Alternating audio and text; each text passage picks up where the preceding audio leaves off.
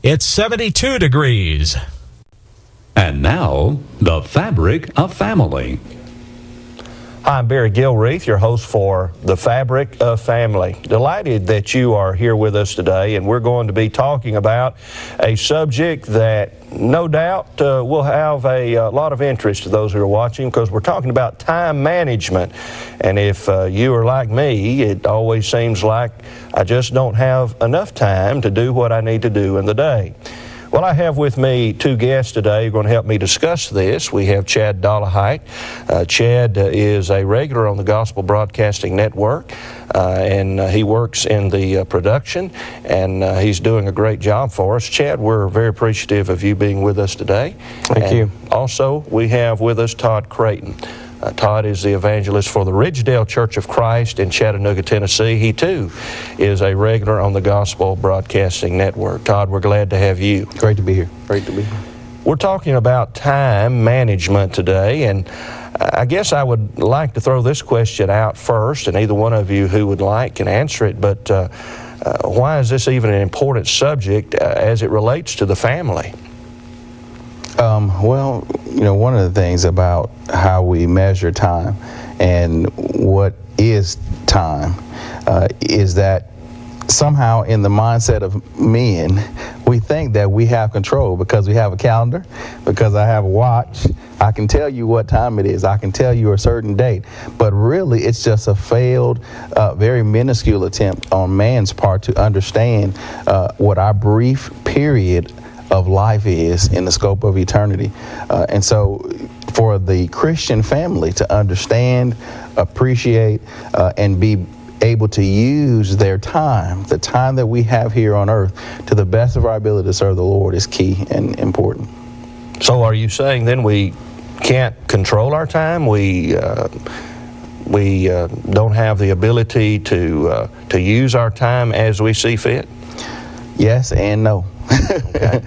Yes, we manage really events, what we do, tasks, obligations, pleasure, recreation, these things that we do in our existence, we have control over. But really, the effect of even knowing if I'll be here tomorrow is not under my control. So it's not that I am, I'm cynical. I just say, well, I don't care. Tomorrow may come, it may not. But I respect that God has blessed me with this moment, and I have the responsibility as a Christian to use it to His glory. I think that's a good point that you made, Todd, because you touched on how that really we're just stewards. Time doesn't belong to us. Absolutely. Ultimately.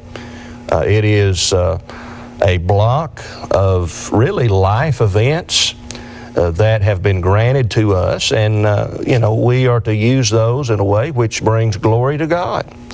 What are your thoughts about that, Chad? I think that's a very good point as far as the stewardship aspect of it. Probably time is one of, if not the most abused thing of which God has made us a steward. So many times we squander away our time.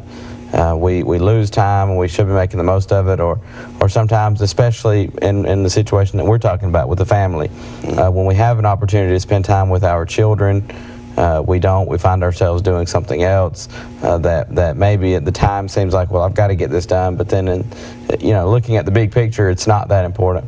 But I think that's a very good point, that, like Todd's saying, you're not cynical to say, well, tomorrow may or may not come, so I'm just going to do whatever. But you respect the fact that right now is all I have. Tomorrow may not come, so I've got to make the most of every single minute. And of course, that's one of the little segments that we have on GBN with Brother Glenn Colley. Let's make the most of a minute. Well, every minute of our lives, as stewards of the time that we're given, we need to make the most of it. And that's our responsibility as people, but especially as Christians. I want to just share some facts with you and those who are watching today concerning time, maybe to think about it in a perspective that we don't oftentimes do. There are 86,400 seconds each day. A lifetime is often measured by heartbeats. The average person's heart beats 70 times a minute. Therefore, the average heart beats 4,200 times an hour, 100,000 beats per day, 36 million beats a year. Think about your age. I am 40 years old, so I'm approximately 14,750 days old. That's kind of depressing when you think of it along that line. I have spent 4,800 days of my life sleeping, about that much as well working. I have spent 3.5 years of my life eating.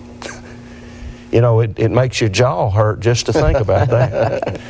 But you know what, yet what concerns me, and I think what ought to concern us all, when we begin to break down our life in little segments like that, is how much of those 14,750 days that I have been here on this earth, how much of that time have I spent doing things that are really important in life? How much of that time have I spent in glorifying God who has entrusted me with that segment of time for me to use, which ultimately belongs to Him? What is the purpose of man according to the Bible? Why are we here? Well, I think there's a verse, and I'll look it up to make sure I don't misquote it, but in Revelation chapter 4, that really spells it out in plain, simple terms, what is the purpose of man, why we're here. Revelation 4, verse 11, Thou art worthy, O Lord, to receive glory and honor and power, for Thou hast created all things, and for Thy pleasure they are and were created. You put that together with Ecclesiastes 12:13. Let us hear the conclusion of the whole matter. Fear God and keep His commandments, for this is the whole of man. We are created as humans for God's glory, and our whole reason for existence is to fear God. That's a respecting, reverential fear, and to keep His commandments. Absolutely. And when we think of that in terms of the years that we have been given here on this earth, we ought to be reminded of the importance of taking care of the things that are of the utmost importance first. Sometimes trivial things, do they not draw us away from what's really important, Todd? Well, absolutely. We can live your life in an existence that's basically just going from point A to point B constantly, day after day, week after week, month after month, year after year. It was interesting as you were talking about measuring time and all the different measurements of seconds and minutes and so many things that we don't think of, like your heartbeat or like your respiration, that just comes involuntarily. I don't have to think about, okay, heartbeat. And sometimes it can be that way with other things in life, that we just get up and kind of go through the motions, like the old commercial about the Dunkin' Donuts guy. It's time to make the donuts. He gets up, he comes back, and it's just a routine, a doldrum. And I think so much of life, when I don't live according to purpose, really what Chad was pointing out there in Revelations 4, we have a purpose on earth. It's not just here to breathe in, breathe out, eat, and sleep, but it's to serve, it's to work. And I like the point that Paul makes in Colossians chapter 4 and verse 5. He says, walk in wisdom toward them that are without, redeeming the time.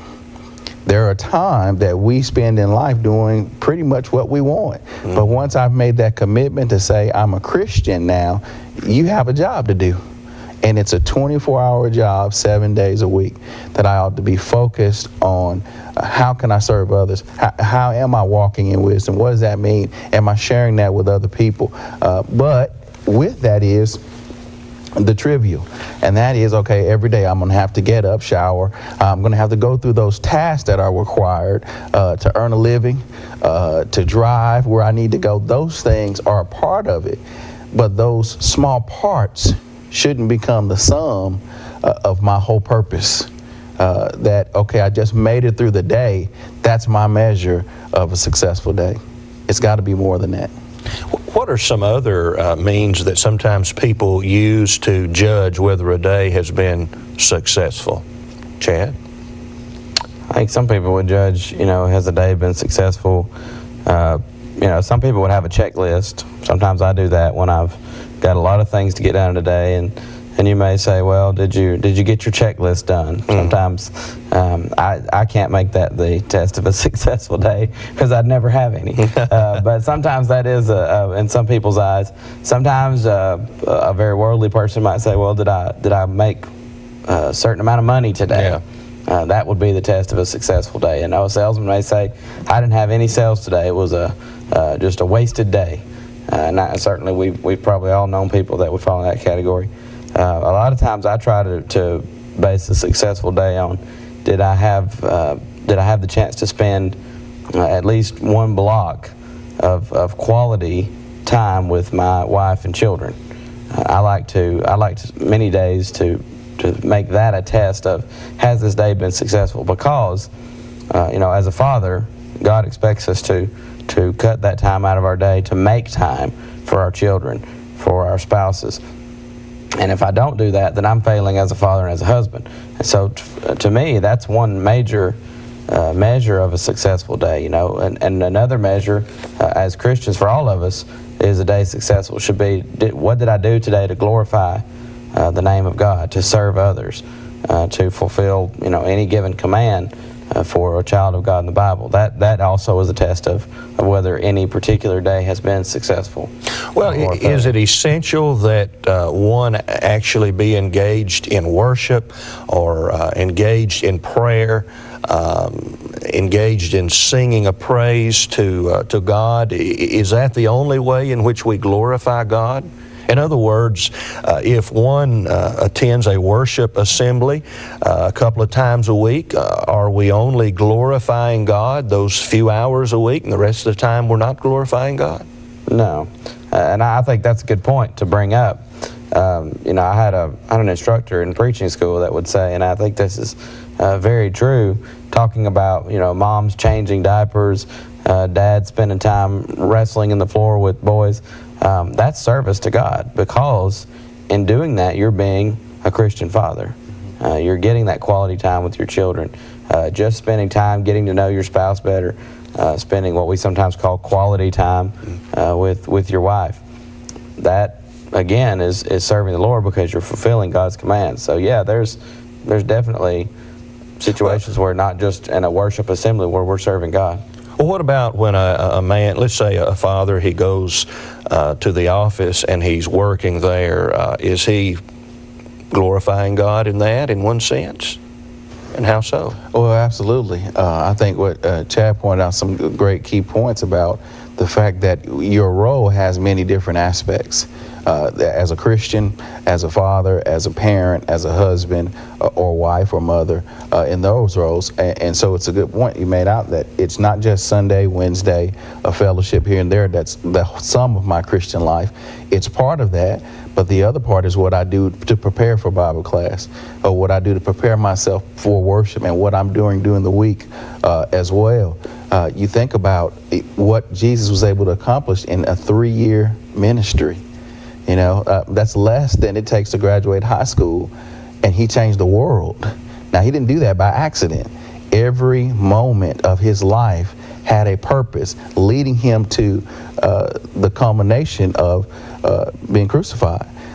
And I think about that. In sales, they have the acronym ABC, always be closing. You have a goal in mind, even as you talk to the person, even as you prepare to present the product, even as you go through and answer objections. All of those things have a goal. And as a Christian, I have a goal. That's heaven. As a father, I have to go to rear my children in a way that they'll love the Lord. So seeing me be responsible as an employer or employee, absolutely, that's a part of it. Am I responsible at home in helping out with tasks and showing them what it means to be unselfish and to show initiative? Sure, that's a part of it as well. Well, I've heard men and women say, well, I'm fulfilling my responsibility as a father or mother. A father may say, I go and I put in 8 hours at the office, or 10 hours at the office, or 12 hours at the office, and I'm doing that 5 days a week, or even 6, sometimes even 7 days a week, working 2 jobs. I'm fulfilling my responsibility as a father. Therefore, God ought to be pleased with me in that, because I'm taking care of my family financially. Now, what do you think about that? Well, there's an article, I think it was in a Reader's Digest a few years ago, that says if you die, what's in your inbox won't make a difference. And that's true. You know, you can get so caught up in the fact that in this one area, I devoted all of my effort, all of my energy, all of my time. And yet, when you look at one's life and the sum of it, are you going to be able to go to your grave and say, well, I was there every day, and I got this project completed, and I built this company, but I lost my family. I lost myself spiritually. I let those things go. I think what we're saying here is that all of these things are means in which we glorify God, because we fulfill God's expectations of us as a father or mother.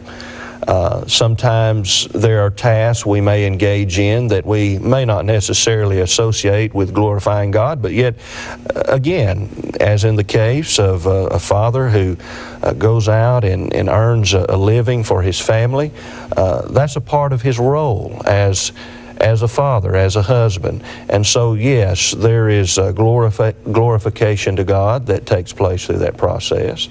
But nevertheless, I think here's a word: balance. Balance.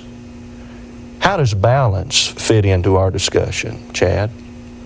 Well, I mean, there's a call for balance in all aspects of our lives.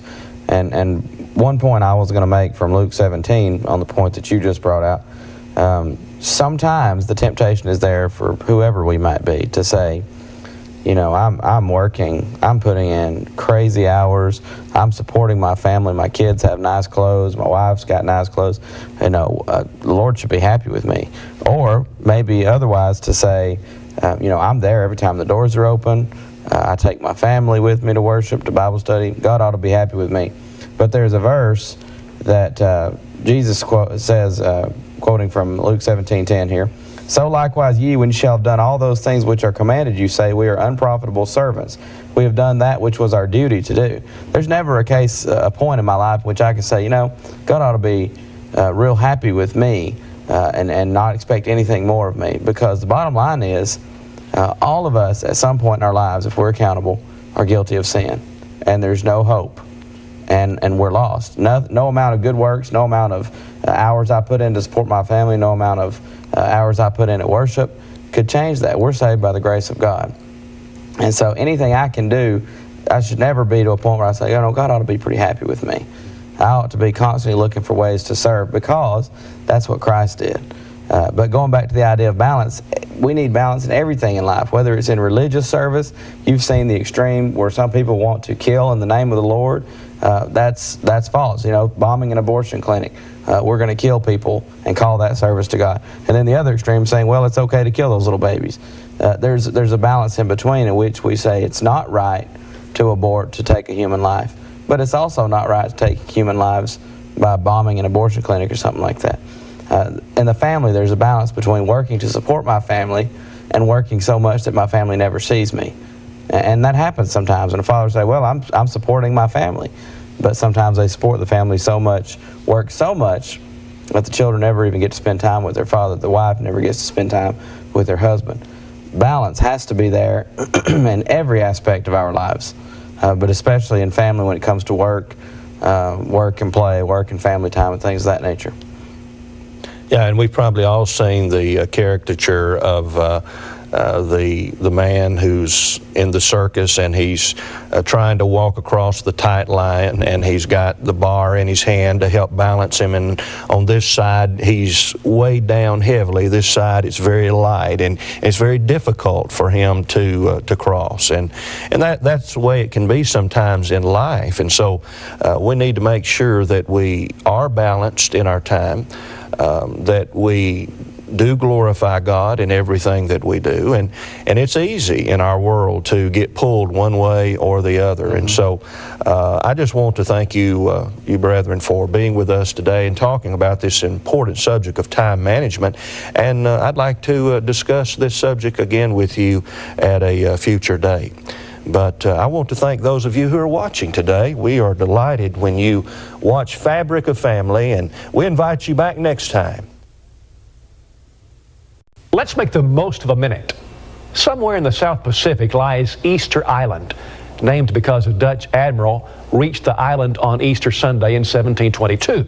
The little island has mystery. You see, the island is home to more than 600 primitive stone statues. I mean, monstrous things with human faces, some weighing 70 tons. According to an article I read, scientists have not determined who carved them. Now that caught my eye. I mean, how do they know that anyone did?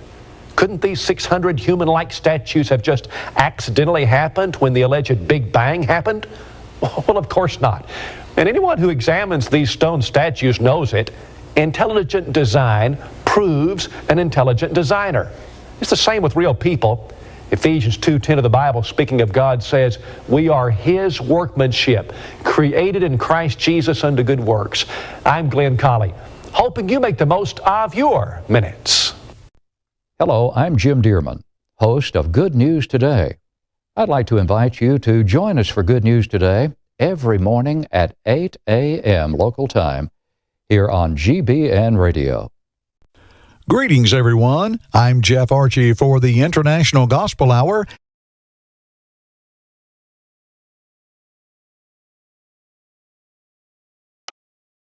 Speech on. Apple TV remote, button. Camera, button. Hearing devices, button. Double tap and hold to show more controls.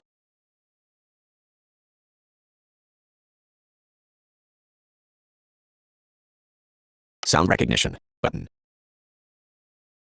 NFC tag reader, codes, Apple camera, hearing devices, flashlight, timer, music, selected, focus, selected,